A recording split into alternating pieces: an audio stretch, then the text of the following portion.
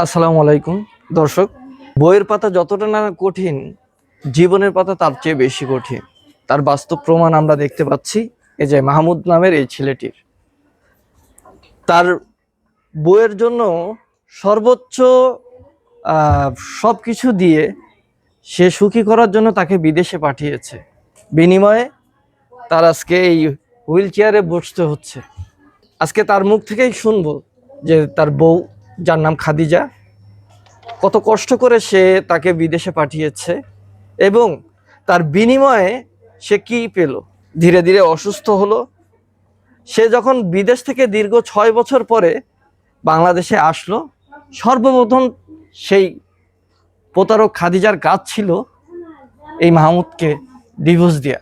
দর্শক, আমরা তার মুখ থেকে শুনতে চাই। আসসালামু আলাইকুম। এই যে আমার দেখতেছেন, আমি আজকে হুইল চেয়ারে। আমি আসলে সুস্থ ছিলাম, সম্পূর্ণ সুস্থ ছিলাম। তো আমি আমার চিকিৎসার জন্য আমার বউরে আমি বাইরে পাঠাই, আমার সমস্ত কিছু গাড়ি মারি বেছে কিস্তি মিস্তি তুলে, কিন্তু আমার বউ এসে আমার ডিভোর্স দিয়ে দেয়। আজকে আমি অসহায়, আজকে আপনাদের দ্বারা আমি হাত পেতেছি। 10টা টাকা অন্তত পক্ষে আমাকে দেন। 10টা টাকা না পারেন, ভিডিওটা শেয়ার করেন ভাই, ভিডিওটা শেয়ার করেন, প্রচুর করে শেয়ার করেন, যাতে কোনো ভালো কন্টেন্ট ক্রিয়েটার কাছে পৌঁছায় ভাই। আমি আসলে প্রতিবন্ধী অবস্থায় আমি রিক্সা চালাইছি ঢাকাতে। রিক্সা চালায় আমি প্রতিদিন ওরে আমি যা ইনকাম করছি সবই ওর কাছে দিচ্ছি বিদেশ যাওয়ার জন্য। আমার ঘরে যত জিনিসপত্র আছে সব বেছে দিচ্ছি আমি। আমার ফ্রিজ, আমার গাড়ি সব বেছে দিয়ে আমি ওর পাঠাইছি। ও আমার প্রতিশ্রুতি দিয়েছে যে আমার চিকিৎসা করবে, কিন্তু আসলে ও এসে প্রথম কাজ করছে, আমাকে ডিভোর্স দিছে। প্রথমে ওর কাজ হচ্ছে এটা। আচ্ছা মাহমুদ সাহেব, আপনি কত বছর আপনার ওয়াইফ বিদেশে ছিল আর কোন দেশে ছিল? আমার ওয়াইফ প্রথমে 5.5 বছর ছিল আপনার জর্ডানে, জর্ডান। তারপরে 3.5 বছর ছিল কুয়েত। জর্ডান থেকে আসার পরে আমার সাথে সম্পর্ক ছিল, পরে কুয়েত থেকে আসার পরে সম্পর্ক নাই। এই যে এখন আমার বউ বাংলাদেশে আসছে 13 তারিখে, গত 13 তারিখে আসছে, 15 তারিখে আমার ডিভোর্স দিচ্ছে। আমার কোনো যোগাযোগ নাই, কোনো লিগাল নোটিশ দেয়নি, কিছুই দেয়নি, আমার ডিভোর্স দিয়ে দিচ্ছে। কত বছর সম্পর্ক ছিল আপনাদের?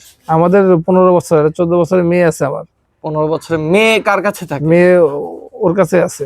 সম্মানিত দর্শক মন্ডলী, যে মানুষটা সারাটা জীবন ব্যয় করলো 15টা বছর ধরে একটা পরিবারের পিছনে, অনেক পরিশ্রমের পরে তার ভালোবাসার মানুষটিকে বিদেশে পাঠালো খুব আশা নিয়ে যে আমি অক্ষম, আমি অনেক কিছুই করতে পারি না, তাও আমি কষ্ট করে ইজি বাইক চালিয়ে, যার জন্য সর্বোচ্চ নিজে ট্রিটমেন্ট না করে সর্বোচ্চ দিয়ে যে মানুষটাকে বিদেশে পাঠালো, নিজের ট্রিটমেন্ট না করে আজকে তার হাত পা পঙ্গু আপনারা দেখতে পাচ্ছেন।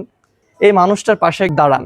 আর স্ক্রিনে বিকাশ নাম্বারটা আমি দিয়ে দিচ্ছি, আপনারা যারা পারবেন তাকে হেল্প করবেন।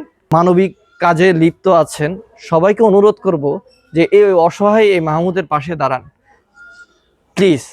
তো মাহমুদ, তোমার হচ্ছে স্ক্রিনে তোমার বিকাশ নাম্বারটা যদি একটু বলে দাও। 01914 11 72 22। 01914 11 72 22। দর্শক, আশা করি যে আপনাদের ভালোবাসায় এবং সেবায় এই মানুষটা আবার সুস্থ হয়ে উঠবে, এই কামনা করে আজকের ভিডিওটা শেষ করছি। ইনশাল্লাহ খুব দ্রুতই এই ছেলেটার ট্রিটমেন্ট হবে।